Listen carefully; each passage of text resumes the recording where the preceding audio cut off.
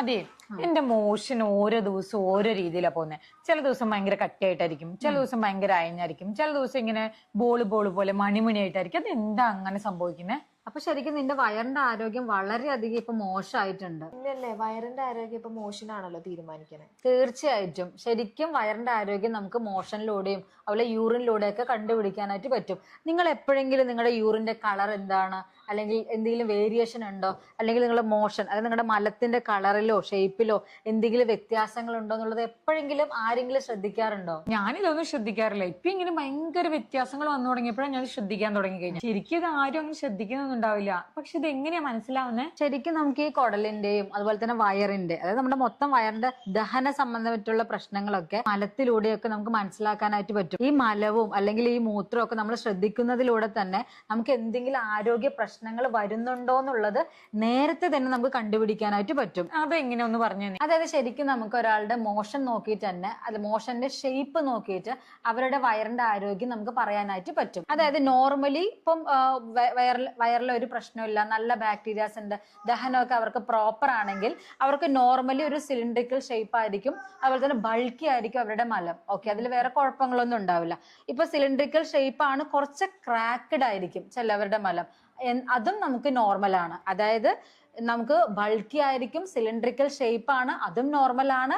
Plus അതിന്റെ കൂടെ കുറച്ച് ക്രാക്ക് വന്നിട്ടുണ്ടെങ്കിലും ഇറ്റ്സ് നോർമൽ ആണ്. ചിലവർ പറയാറില്ലേ അവർക്ക് നല്ല രീതിയിൽ ടൈറ്റ് ആയിട്ടാണ് പോകുന്നത്, അതുപോലെ തന്നെ മണിമണി പോലെയാണ് പോകുന്നതെന്നുള്ളത്. ലൈക്ക് ഈ ഒരു ഷേപ്പിലാണ് പോകുന്നുണ്ടെങ്കിൽ അവർക്ക് സിവിയർ കോൺസ്റ്റിപ്പേഷൻ ആണ് ഇത് പറയുന്നത്. സിവിയർ കോൺസ്റ്റിപ്പേഷൻ ആണ് ഇതിൽ അവർക്ക് കാണുന്നത്. അതായത് മലബന്ധമാണ്, അവിടെ ദഹനം ഒട്ടും പ്രോപ്പർ അല്ല, മൊത്തത്തിലുള്ള ഡൈജസ്റ്റീവ് സിസ്റ്റം തന്നെ അവർക്ക് ഭയങ്കര അധികം മോശമാണ്. ഈ മണിമണി പോലെ പോകുന്നതാണ് സിവിയർ കോൺസ്റ്റിപ്പേഷൻ. സിവിയർ കോൺസ്റ്റിപ്പേഷൻ അല്ല, കോൺസ്റ്റിപ്പേഷൻ ഉണ്ടോ എന്ന് ചോദിച്ചാൽ ഉണ്ട്, പക്ഷെ സിവിയർ ഫോമിലല്ല.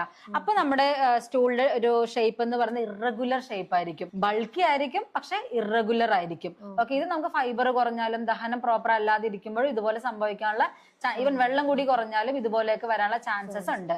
ഓക്കെ, ചിലവര് നമ്മൾ പറയുന്നത് കേട്ടിട്ടില്ലേ, എന്റെ മോശം ഭയങ്കര സ്റ്റിക്കിയാണ്, അല്ലെങ്കിൽ പൊടിഞ്ഞു പോവും, ഭയങ്കര സ്റ്റിക്കിയാണ്, ഈ ക്ലോസറ്റിലൊക്കെ നമുക്ക് ഒട്ടി നിൽക്കുന്നതായിട്ട് ഉണ്ടാവും, അങ്ങനെ സ്റ്റിക്കി ആയിട്ട് ഉണ്ടാവും പറയാറില്ലേ. അപ്പൊ ഇങ്ങനെ വരുന്നതിന്റെ പ്രധാന റീസൺ എന്ന് പറയുന്നത് അവരുടെ കുടലില് വേണ്ടത്ര നല്ല ബാക്ടീരിയാസ് ഇല്ല. അപ്പൊ നല്ല ബാക്ടീരിയാസ് ഉണ്ടെങ്കിലാണ് പ്രോപ്പർ ആയിട്ട് ഡൈജഷനും അതുപോലെ തന്നെ അബ്സോർപ്ഷനും നടക്കുള്ളൂ.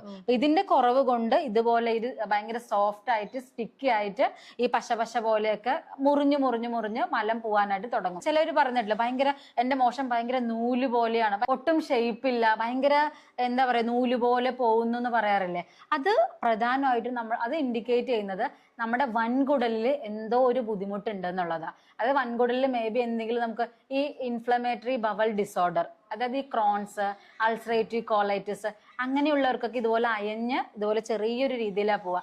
അതുപോലെ തന്നെ നമ്മുടെ വൻകുടലിൽ എന്തെങ്കിലും പോളിപ്പ്, തടിപ്പ് ഉണ്ടെങ്കിലും അവിടെ നീർക്കെട്ട് ഉണ്ടെങ്കിലും ഒക്കെ ഈ ഒരു രീതിയിലായിരിക്കും മോഷൻ പോകുന്നത്. അപ്പൊ നമ്മൾ ഈ ഒരു രീതിയിൽ മോശം വരുന്നുണ്ടെന്ന് പറഞ്ഞാൽ അതിനർത്ഥം വൻകുടലിലാണ് പ്രശ്നം എന്ന്. നമുക്ക് എന്തെങ്കിലും ഇപ്പൊ ഫുഡ് പോയ്സണോ കാര്യങ്ങൾ, അല്ലെങ്കിൽ എന്തെങ്കിലും viral infection, bacterial infection, parasite, bacteria അങ്ങനെയുള്ള കാര്യങ്ങൾ വരുമ്പോൾ നോർമലി നമ്മൾ സാധാരണ രീതിയിൽ ബോഡി അതിനെ ഫ്ലഷ് ഔട്ട് ചെയ്യും. എങ്ങനെ? ഫുൾ ഡയേറി ആയിട്ട്, ലൂസ് സ്റ്റൂൾ ആയിട്ട് നമുക്ക് പോകും. അതാണ് ഈ ഒരു വേർഷനിൽ പറയാനുള്ളത്. അപ്പൊ അങ്ങനെ നമ്മുടെ ഈ ഷേപ്പ് കൊണ്ട് തന്നെ നമ്മുടെ വയറിന്റെ ആരോഗ്യം നമുക്ക് ഒരു 85% നമുക്ക് വയറിന്റെ ആരോഗ്യം ഈ ഷേപ്പ് വെച്ച് മനസ്സിലാക്കാനായിട്ട് പറ്റും.